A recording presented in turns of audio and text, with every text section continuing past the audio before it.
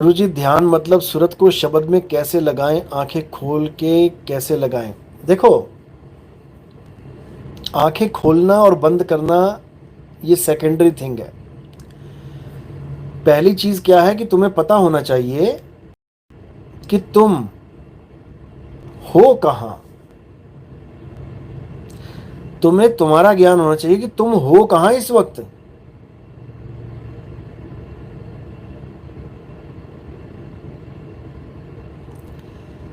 जैसे कबीर साहब ने एक उदाहरण दिया था, जैसे स्वान कांच मंदिर में भरमते भोंक मर्यो, और कहें कबीर नलनी के सुगना तोहे कौन पकड़े हो। अब कबीर साहब ने ऐसे ही लोगों के लिए उदाहरण दिया था जो ये मान के बैठे हैं कि आत्मा शरीर के अंदर है। कबीर साहब ने क्या उदाहरण दिया, जैसे स्वान कांच मंदिर में भरम से भूख मरे हो। जैसे एक कुत्ता है जो कांच के बाहर खड़ा है, शरीर से बाहर है वो, और अपने आप को मान बैठा है कि कांच के अंदर है, यानी कांच के अंदर के नकली स्वरूप को असली मान बैठा है, और जो बाहर है उसकी तरफ उसका ध्यान नहीं है। जो स्वरूप बाहर है, जो विदेही स्वरूप है, विदेही मतलब देह से परे, जो देह से परे स्वरूप है, विदेही यानी कुत्ता शीशे से बाहर खड़ा है, वो शीशे से परे है। शीशा मानो देह, और जो कुत्ता है वो देह से परे है। अब शीशे में क्या है? प्रतिबिंब रूपी, प्रतिबिंब रूपी एक कुत्ता। अब उसको देख कौन रहा है? बाहर वाला कुत्ता। किस माध्यम से? सूरत के माध्यम से। अब सूरत शीशे में गई, प्रतिबिंब को देखा और भौंकने लगा। अब फंसा कौन शीशे में? सूरत। कुत्ता नहीं फंसा है शीशे में।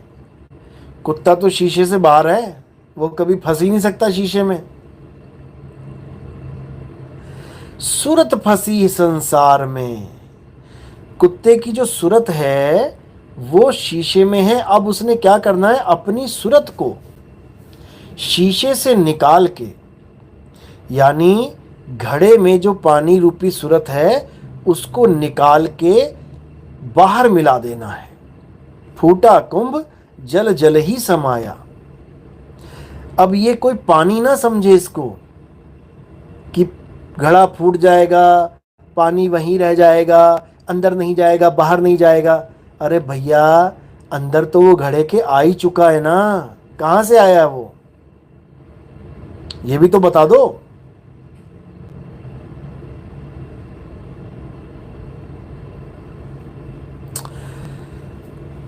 अच्छे से समझ लो,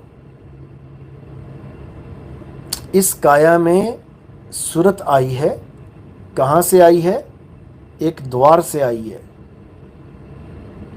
निकलेगी कहां से? 9 द्वारों से।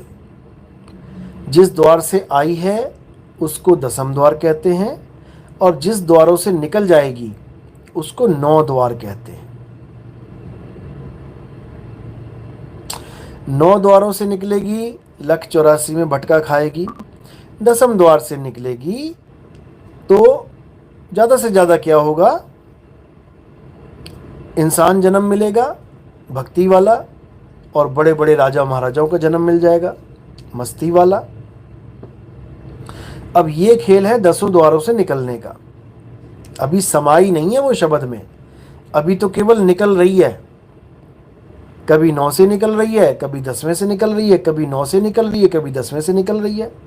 यानी घड़ा फूट रहा है, लेकिन पानी पानी में समा नहीं रहा है। एक घड़ा फूटता है, दूसरा घड़ा तैयार, दूसरा घड़ा फूटता है, तीसरा घड़ा तैयार, तीसरा घड़ा फूटता है, चौथा तैयार, चौथा फूटता है, पांचवा तैयार। चक्कर चलता ही रहता है घड़ों का, रुकने वाला नहीं है। कोई गलती से मत सोच लेना कि घड़ा फूट जाएगा, शरीर टूट जाएगा, आत्मा परमात्मा में लीन हो जाएगी, इन लोगों के चक्कर में कहीं जन्म बर्बाद कर लो। बिल्कुल नहीं। ये तो ऐसे ज्ञानी बने पड़े हैं जो दरवाजों को ही नहीं मानते, कहते दरवाजों का कोई खेल ही नहीं है। घड़ा फूट जाएगा, पानी पानी में मिल जाएगा। अरे घड़े तो फूटते ही आ रहे हैं, तेरा भी फूटा ही होगा किसी जन्म में, तभी तो नए घड़े में आ गया माँ के गर्भ में, तभी तो आया है माँ के गर्भ में। पिछला घड़ा फूटा और अब फूटने की तैयारी है। ये फूटेगा फिर किसी माँ के गर्भ में चले जाओगे। ये गर्भ में जाना ही घड़ा तैयार होना है। ये घड़े तैयार होते हैं गर्भ में। कैसे तैयार हो रहे हैं ये, इतना भी नहीं समझ में आ रहा है। और ज्ञानी बन गए हैं सारे। मतलब ज्ञानी का टैग लगाना है, उसके बाद चाहे पूंछ लग जाए, चाहे कुत्ता सुअर बन जाए, कोई फिक्र नहीं है। किसने देखा ये जग मिठा अगला किन डिठा, या ये दुनिया देखो अगली किसने देखी। ये बातें वही करते थे जो गलियों में घूम रहे हैं, कुत्ते बिल्ली थी घोड़े, कि किसने देखा अगला जन्म। देख लो अब।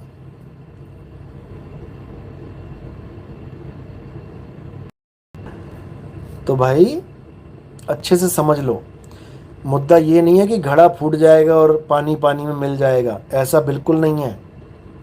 नहीं तो सारे घड़े फूट ही रहे हैं, पानी पानी में मिल जाए। असल में सागर एक नहीं है। कबीर साहब की जो वाणी है उसमें, वाणियों में सागर एक नहीं है जो कोई सोचे कि एक सागर है। सागर दो हैं। एक है सुख का सागर, प्रेम का सागर, अनंत आनंद का सागर, और एक है भव सागर। अब ये जो घड़े बन रहे हैं ये प्रेम के सागर में नहीं बन रहे, ये घड़े कहाँ बन रहे हैं, भव सागर में बन रहे हैं। अब ये जो वाणी का उदाहरण दिया जा रहा है, कबीर साहब जो वाणी बोल रहे हैं, ये वाणी आनंद के सागर की तरफ इशारा कर रही है कि फूटा कुंभ, कि घड़ा फूट जाए और जल जल ही समाना, ये सूरत शब्द में समा जाए।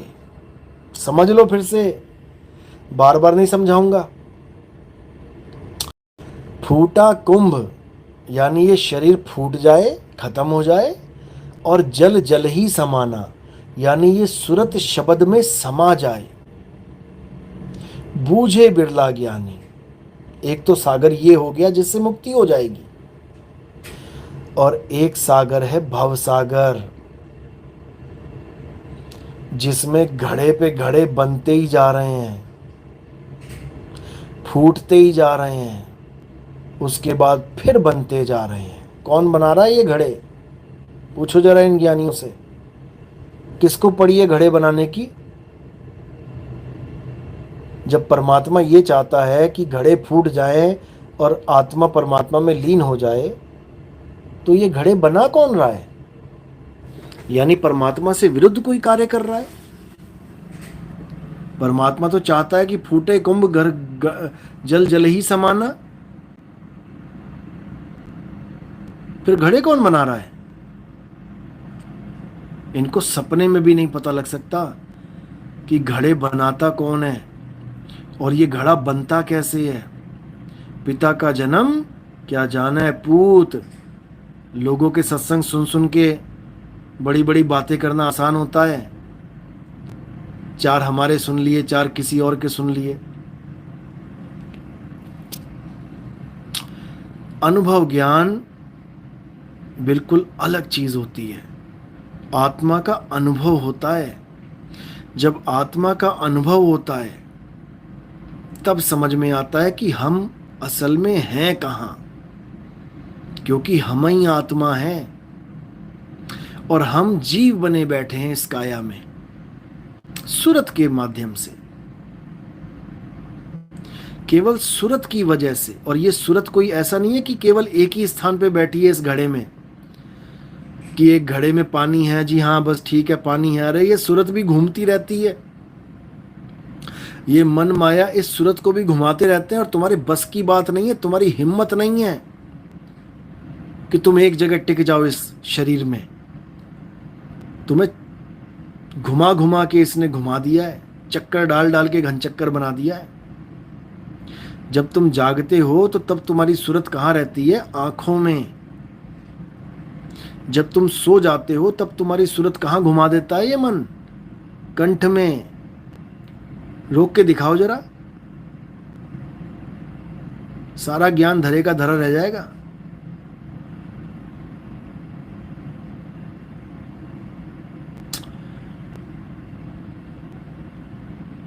स्वप्न के बाद सुषुप्ति में ये सूरत कहाँ चली जाती है? ये हृदय में वास करती है। तुरिया अवस्था में ये कहाँ चली जाती है? ये नाभि में वास करती है। और तुरियातीत अवस्था में ब्रह्मरंध्र में वास करती है। अभी तो इन बच्चों को ये भी नहीं पता कि ये अवस्थाएं प्राप्त कैसे होती हैं। बस सो लिए जाग लिए, सो लिए जाग लिए, यही दुनिया है बस तुम्हारी। 4 सत्संग सुन लिए किसी के, बक बक करके बकवास करके बकसंग कर दिया, हो गया काम। 2-4 निकम्मे आए, तालियां बजा के चले गए, हो गया, बन गया। ऐसे नहीं होता है, जन्म मरण का खेल है ये। वीडियो साफ चल रही है? आवाज साफ आ रही है? हाँ जी लिखिए, यस लिखिए अगर आ रही है साफ तो।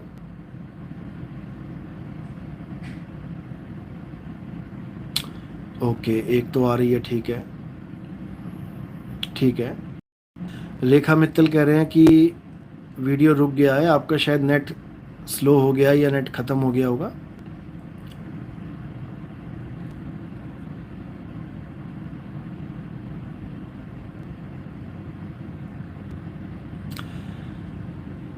जब तक ये घड़े बनने की फैक्ट्री, ये घड़े कौन बना रहा है, जब तक तुम्हें ये नहीं समझ में आ गया, तुम घड़े रोक नहीं सकते बनने से, तुम कितना ही जोर लगा लो, कितना ही ज्ञान कथ लो, कितने ही ज्ञानी बन जाओ, कितने ही नाम जप लो, कितने ही ध्यानी बन जाओ, जब तक तुम्हें ये घड़े बनाने वाले का पता नहीं लगा, ये कुम्हार है कौन, तब तक ये घड़े बनने बंद नहीं होते। 184 में भटकना ही पड़ेगा, याद रखना इस बात को।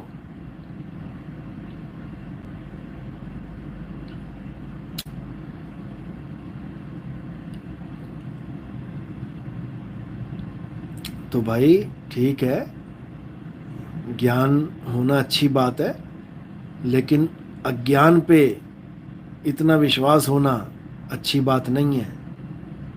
पहली बात तो ये ज्ञान ही नहीं है जो तुम बोल रहे हो, ये अज्ञान है। फूटा कुंभ जल जल ही समाया, सारे घड़े फूटेंगे, एक भी नहीं बचेगा। बचेगा जो मुझे बता देना कौन सा बचेगा। और जब सारे घड़े फूटेंगे तो पानी पानी में मिलेगा, बता देना पानी और कहाँ जाएगा। और कोई जगह हो तो बता देना मुझे, घड़े का पानी कहीं और गिर जाएगा क्या? उसी समुद्र में जाएगा घड़ा फूटने पे। घड़ा क्या, ये काया है, तेरी भी फूटेगी, हमारी भी फूटेगी, सबकी फूटेगी, सबका पानी पानी में मिल जाएगा। तेरी क्या जरूरत है, मेरी क्या जरूरत है, कबीर साहब की क्या जरूरत है, नानक साहब की क्या जरूरत है, संतों की क्या जरूरत है?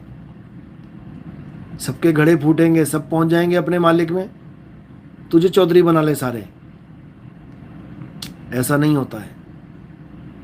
ये गुप्त ज्ञान है, ऐसे नहीं होता है। गुरु बिन ज्ञान न उपजे, गुरु बिन मिले न मोक्ष, गुरु बिन लखे न सत्य को, गुरु बिन मिटे न दोष। समझे? अधूरा ज्ञान बहुत जानलेवा होता है। इससे अच्छा तो ज्ञान हो ही ना, वो चलेगा कि भैया कोई ज्ञान नहीं है मुझे, ठीक है। लेकिन अधूरा ज्ञान, ये बहुत खतरनाक है। क्योंकि पहली बात तो ये जानलेवा है, और दूसरी बात ज्ञानी होने का अहंकार भी है। एक तो वैसे ही अधूरा है, पक्का पता है कि डूबेगा ही, ऊपर से अहंकारी बन के डूबेगा। क्योंकि कोई सच्चा ज्ञान दे भी रहोगा तो भी ना लेगा ये, कोई सच्चा ज्ञान दे भी रहा होगा तब भी नहीं लेगा। तो ठीक है, जितना ज्ञान है दे रहा है, ठीक है, अच्छी बात है। लेने वाले की विवेक शक्ति पे डिपेंड करता है, इससे लेगा कि नहीं लेगा। अच्छी बात है, लो जाके, कौन मना कर रहा है। असली हीरा बिकता है तो कांच भी बिकता है मार्केट में। अब कांच वाले को भूखा थोड़ी नहीं मारना है, ठीक है, कांच भी लेके देख लो, क्या फर्क पड़ता है, पता लग जाएगा कांच है कि हीरा है। जब परख की तराजू पे आएगा तो पता लग जाता है। सतनाम।